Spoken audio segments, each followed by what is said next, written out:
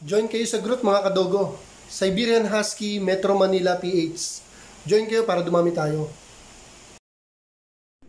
Hello mga kadogo. Pasyalan natin yung ating mga mababait na aso sa labas. Subukan kong pag-tricksin si Pickles kasi yun, matalino yun. Tingnan natin kung ubra. Huwag mo kong papahiya. First time kitang pag-tricksin, ha? First time, ha? Ngayon, mga kadogo, tingnan natin kung gano'n katalino to. Galing, ah! Kamot! Oh, galing, galing mag-tricks, oh. Talino talaga nito, oh. At sinaming kamot, kakamot talaga siya, oh. Seryoso. Up! Sit! Pickles, sit! Very good. Up! Very good.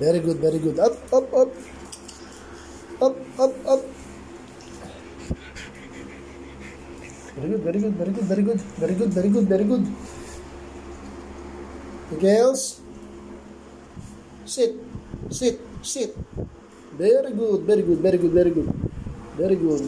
Very good. Tayo. Okay ha, try ulit natin ha. Pickles, sit. Very good. Hindi ka magja-jump. Up.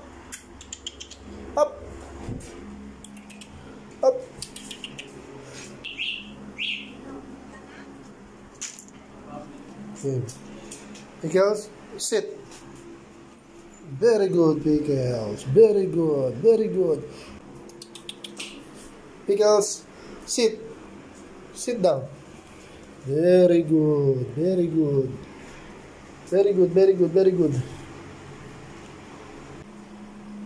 Pickles, sit down. Sit. Very good. Yan.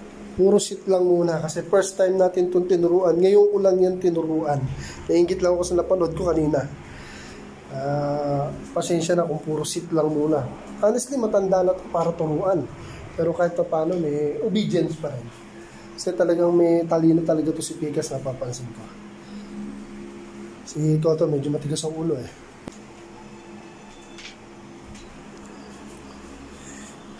Napagod na. Sige, okay lang kasi first day lang naman natin siyang tinuruan. Magti 3 years na to. Pero tinry ko siyang turuan. Sumusunod naman. Alam ko naman may katalinuhan to eh. So, hindi lang talaga natin naturuan mula nung puppy dahil di ko naman intention maging turuan sila.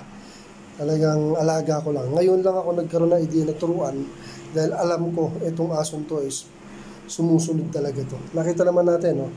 Basic tricks niya is talaga nagsisit siya. Meron pa to, may shake hand pa nga to, kaya lang medyo mabigat ang katawan dahil nga buntis.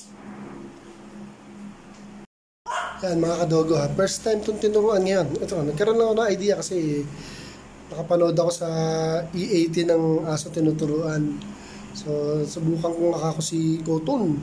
Kasi alam ko ito matalino talaga to. Hindi lang natin na-train.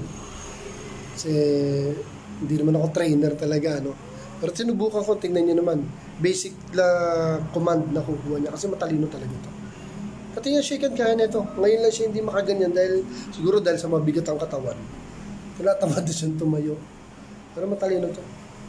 Lahat ng aso ko matalino ito tsaka masulo rin. Hindi kagaya nung isa dyan. Tigas-ulo nun. Tigas-ulo nun. Yan. Tanyo naman ha, first time nating tinuruan pero sumusunod ka agad. Very good. Sa susunod, tuturuan pa natin siya na iba-ibang tricks. Tignan natin kung kakayanin pa. Okay? Thank you for watching mga kadogo.